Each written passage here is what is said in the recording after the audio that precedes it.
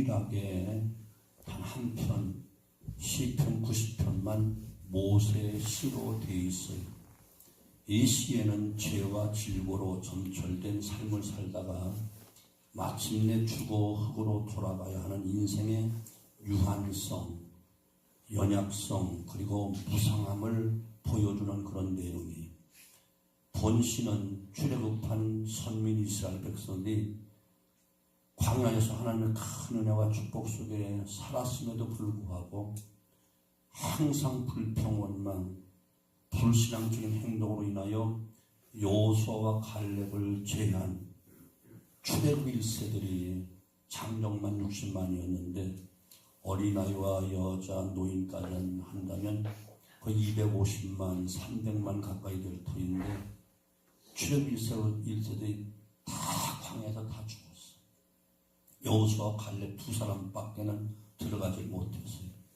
광야에서 태어난 2세들만 이제 가나안 땅에 들어가게 됩니다. 광야에서 전멸되리라는 하나님의 진노가 선포된 BC 1445년경에 가데스 바네 사건을 배경으로 해서 쓰여진 것이 바로 오늘 본문의 시예요. 본 시에서 모세는 정말 유한하고 무상하기 그지없는 인생과 영원하신 하나님을 이처럼 대조해 보여주면서 우리가 정말 의지하고 바라봐야 될 분 오직 영원하신 하나님 한 분밖에 없다. 그것을 강하게 교훈하는 그런 내용이에요. 저 인간이 얼마나 연약한가 오늘 본문 이것을 이야기하는데 먼저 우리 그러면 이 말씀을 하신 하나님 어떤 분인가 1절 보면 주는 대대에 우리의 거처가 되시는 분, 우리 당대뿐만 대대 천대 영원토록 우리의 거처가 되시는 분. 시편 91편에는 또 말하기를 뭐라죠? 우리의 피난처가 되시고 우리의 거처가 되신 분이시다 이렇게 말씀하면서 그분을 피난처로 거처로 삼고 살아야 된다 이렇게 시편 91편 이야기하는데 오늘 본문의 1절에는 대대 우리의 거처가 되시는 분, 우리 당대뿐만 아니라 자손 천대까지 대대에 우리의 거처가 되시고 또한 피난처가 되시는 분, 이제는 영원부터 영원까지 주는 하나님, 변함이 없는 그런 분이다 이렇게 하나님을 먼저 소개한 다음에 이제 인생의 무상함을 이야기합니다. 먼저 인생은 티끌로 돌아가게 만드셨다는 거예요. 이 말은 인간 반드시 죽도록 되어 있다는 거예요. 3절 말씀 보면 주께서 사람을 티끌로 돌아가게 하시고 말씀하는 너 인생들아 돌아가라 하셨다는 거예요.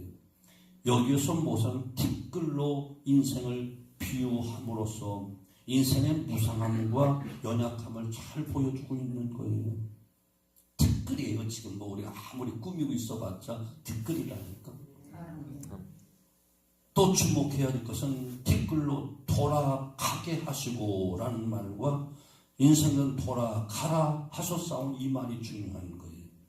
결국 티끌로 돌아가야 하는 인생, 다시 한 줌의 흙으로 한 줌의 재로 흩어질 수밖에 없는 우리 인생, 우리의 인간의 생명조차 하나님 손에 달려있다는 것을 이야기하는 거예요. 그래서 티끌 돌아가라 하면 가는 거야.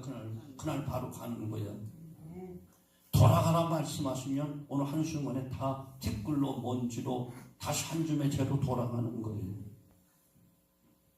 그런 거 우리는 지금 내 생명이 주님 손에 달려있다는 것을 꼭 기억해야 된다는 거예요. 이 순간도 내가 호흡할 수 있다는 것 정말 감사할 수밖에 없는 것인데 지금 이 순간도 하나님도 돌아가라 하면 바로 티끌로 돌아가는 거예요. 한 줌의 재로 돌아가는 거라. 이것이 바로 인생의 무상함이요 연약함이다 이렇게 이야기해요. 겨우 티끌 수밖에 티끌로 돌아갈 수밖에 없는 우리들이 어떻게 건방지게 사느냐, 교만하게 사느냐 그런 이야기. 또 인생은 풀잎과 같다. 오늘 성경은 또 이렇게 이야기하는 5절 말씀, 주께서 그들을 홍수처럼 쓸어가시나이다. 그들은 잠깐 자는 것 같으며 아침에 돋는 불 같은 이이다.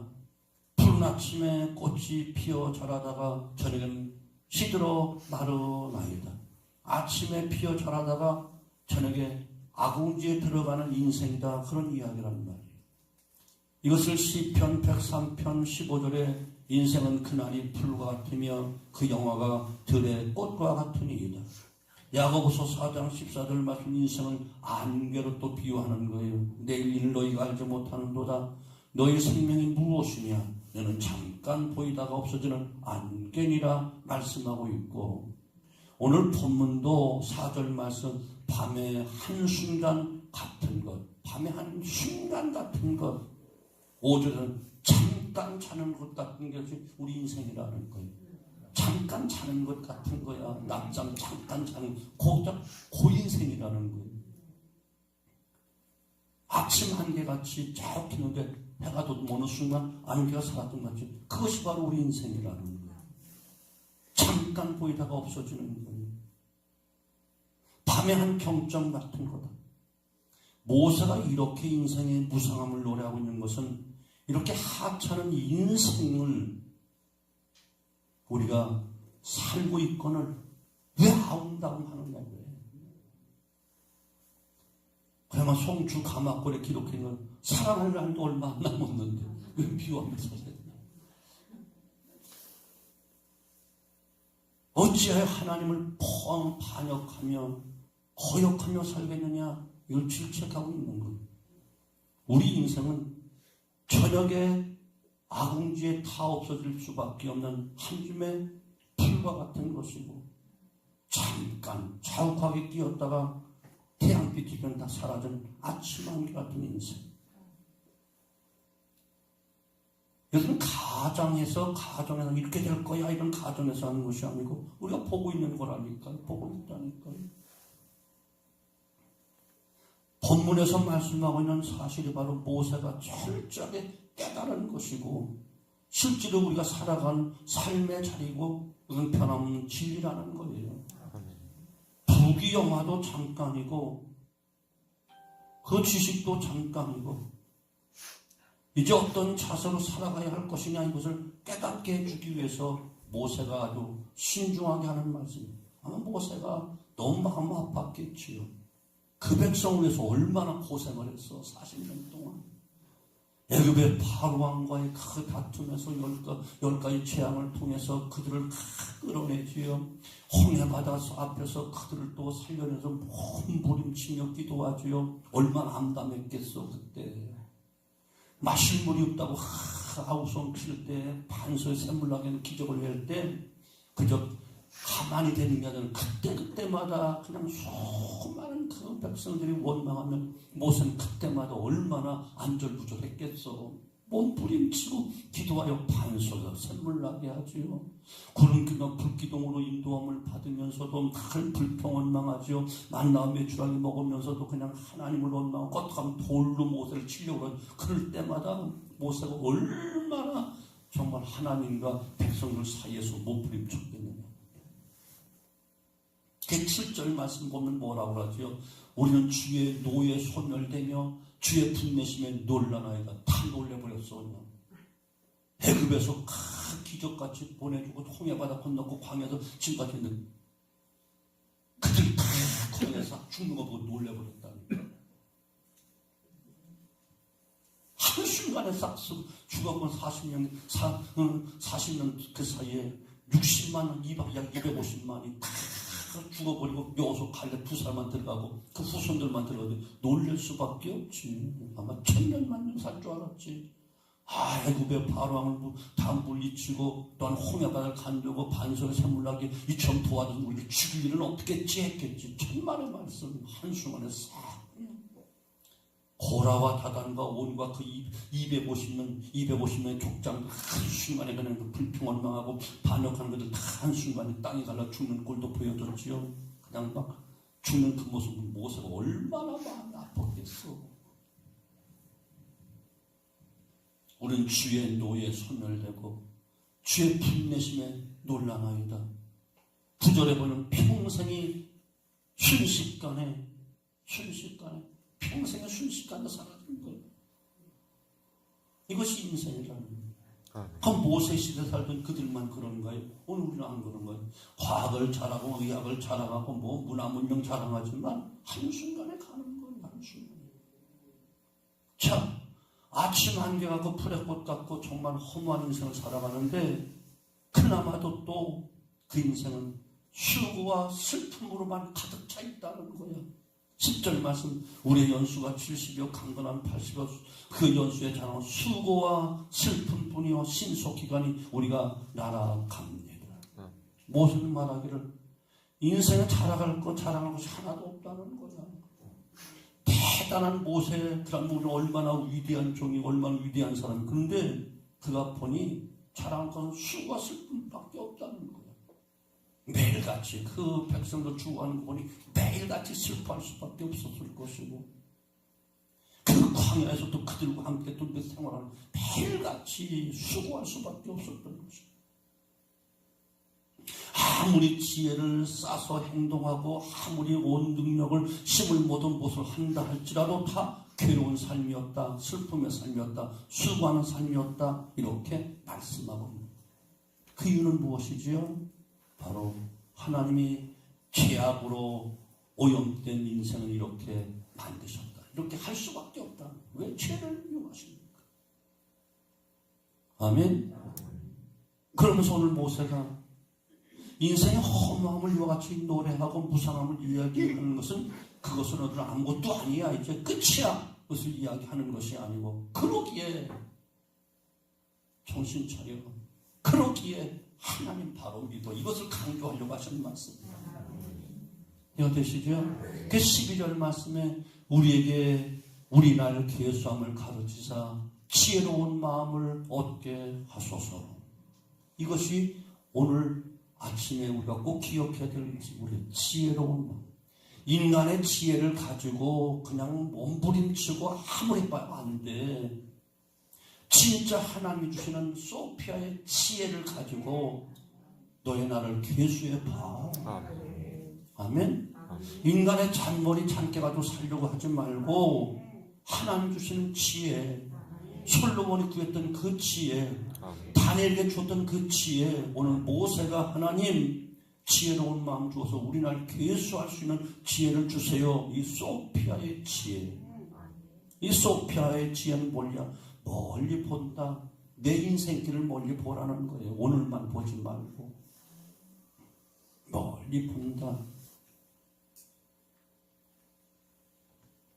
인생이 70이요 강건한 80이라고 하는데 여기 70대시고 80대신 분들은 벌써 마감됐어. 지금 덤으로 사는 거야. 그러니까 더 감사하며 살아야 돼. 아, 나 끝났어 하고 다니는 포기할 것이 아니고, 이야, 나는 남보다 더 하나님의 사랑해서 덤으로 살게 하시구나. 감사하며 살아야 된다니까. 우리 여기 있으신 권사님들 집사님들 감사하며 사셔야 돼. 나를 포함한 모두가. 조금 전에 가만히 일찍 나와서, 야, 이 말씀 다시, 야, 그럼 내가 날 얼마나 더 살 수 있을까? 살면 내가 무엇을 더 할 수 있을까?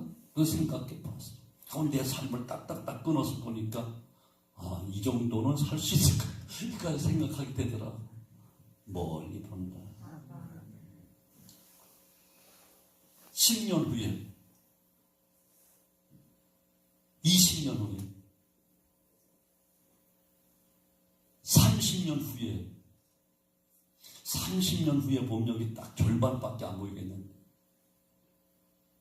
50년 후에 보면 딱 10%?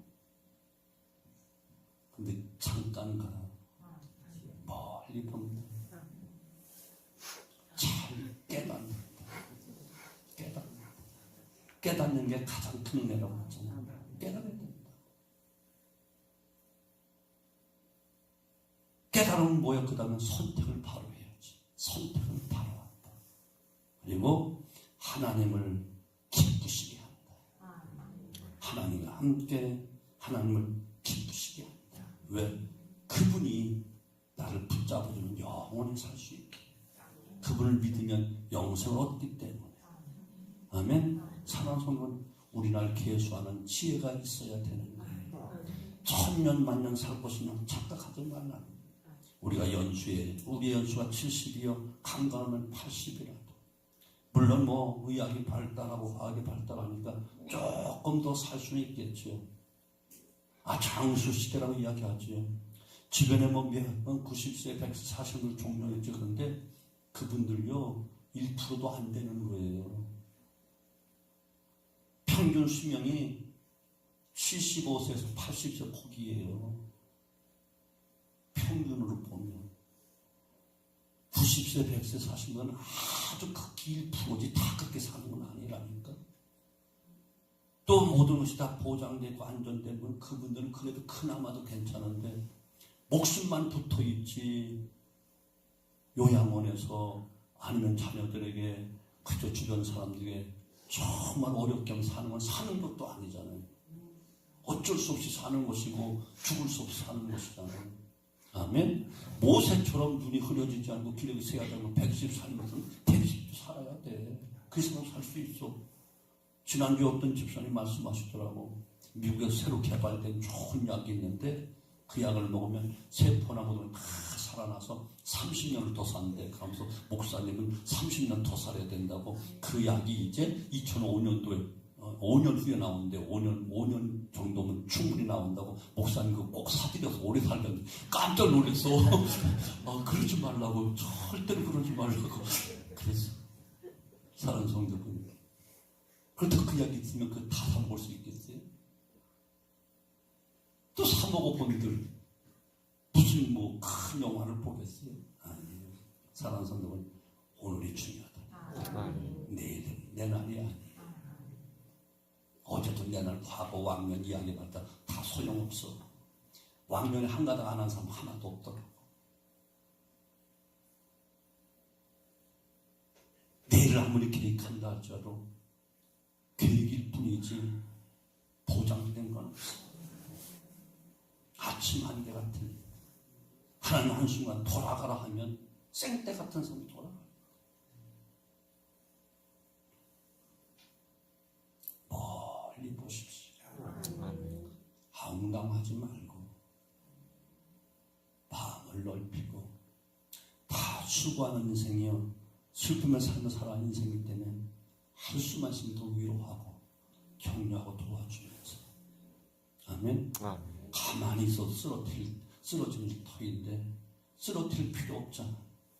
가만히 있어도 사라질 터인데 내가 쓸어버리려고 할 이유가 없잖아요. 하나님 한순간 돌아가라 하면 돌아갈 수밖에 없잖아요. 하나님 오늘도 큰 소리로 기도합시다. 하나님 인간의 지혜로 살지 말게 하시고 하나님 소피아의 지혜를 주옵소서. 세상 것 터득하고 다른 것 터득해서 잘 되기보다는 내가 나의 삶을 계수하실 지혜를 주세요. 도대체 내가 얼마나 더 살 수 있을런지 사는 동안 조금 더 잘 깨닫게 해 주옵소서. 멀리 보고 깨닫게 하옵소서. 그리고 선택을 오로 파악하게 하옵소서. 알고만 있으면 뭐해? 선택 못하면 소용없어. 오늘 선택을 파악하게 하옵소서. 그리고 하나님을 기쁘시게 하는 삶을 살아서 영원한 거처가 되고 피난처가 되신 그분에게 기쁨을 드리고 그분이 주시는 놀라운 축복을 받고 영원한 기억과 함께 영원한 영생을 누리게 하시고 내일은 성탄 지난 다음에 또 후반부 모세 기도니까 조금 더 하려고 해요. 13절부터 17절까지 말씀 1시간 더 말씀 받으려고 해요. 그러기 때문에 하나님 이와 같은 은혜를 주세요라고 하는 기도 제목을 우리가 또 후반부에 갖게 되어지기를 바랍니다. 오늘 인생이 무엇이냐? 아침 안개다. 전에 풀 같으다. 잠깐 있다 사라지는 안개 같고 풀잎에 맺힌 이슬 같고 잠깐 자는 것 같고 주의 진노 중에 한숨에 돌아가라 하면 돌아갈 수밖에 없는 우리 인생이다. 우리가 천년 만년 살 것이냐 착각하지 말고 내 능력 내 지혜 의지하여 인간의 잔머리 인간의 작은 능력 가지고 살려 하지 말고 절대 능력을 가진 하나님을 의지하고 진실로 소피아의 지혜를 하나님으로부터 얻어서 멀리 보고 잘 깨닫고 선택을 바로 하며 정말 하나님 기쁘시게 해서 이 땅에 살아가는 동안 하나님의 은혜 가운데 또한 이 세상을 넘어가서 영원한 하늘나라를 상속받고 영원한 영생을 얻게 되어 영생 무궁토록 대대에 살아계신 하나님, 우리 대대에 복 주시되 영육간에 복을 주실 수 있는 그 하나님, 영원히 우리 함께 하실 그 하나님과 함께하는 우리의 피난처로 거처로 삼고 살아가는 복된 삶 되어지기를 주님의 이름으로 축원합니다. 그분을 거처로 피난처로 삼고 살아야 시편 91편에 나온 그대로 이처럼 하나님께서 우리의 하나님을 거처로 9절로 10절을 보면 91편 내가 말할 여호와는 나의 피난처요 하고 지존자는 나의 거처로 삼았으므로 화가 내게 미치지 못하며 재앙이 내 장막에 가까이 오지 못한다 라고 말씀하신 그대로 이 땅에 머무는 동안도 그분을 거처로 피난처로 삼아서 기왕이면 또 잠깐 머물러 사는 동안 화가 들어오지 말아야지, 재앙이 들어오지 말아야지, 악한 막 흑암식에 틈타지 말고 끔찍한 사고와 사건 질병도 들어오지 말아야지. 이 땅에 머무는 동안도 그분이 지켜줘야 되고 영원한 거처가 된 그분과 함께 살아 영생을 누리고 영원한 기업을 누리게 되는 것, 멀리 보는 지혜를 가지고 이것을 깨닫고 오늘도 내 인생 하나님께 온전히 맡겨드리는 복된 삶이 되기 위해서 우리 함께 기도하면서 우리 큰소리 기도하면서 우리 마무리를 지을 터인데 이 시간 먼저 제가 먼저 기도하겠습니다.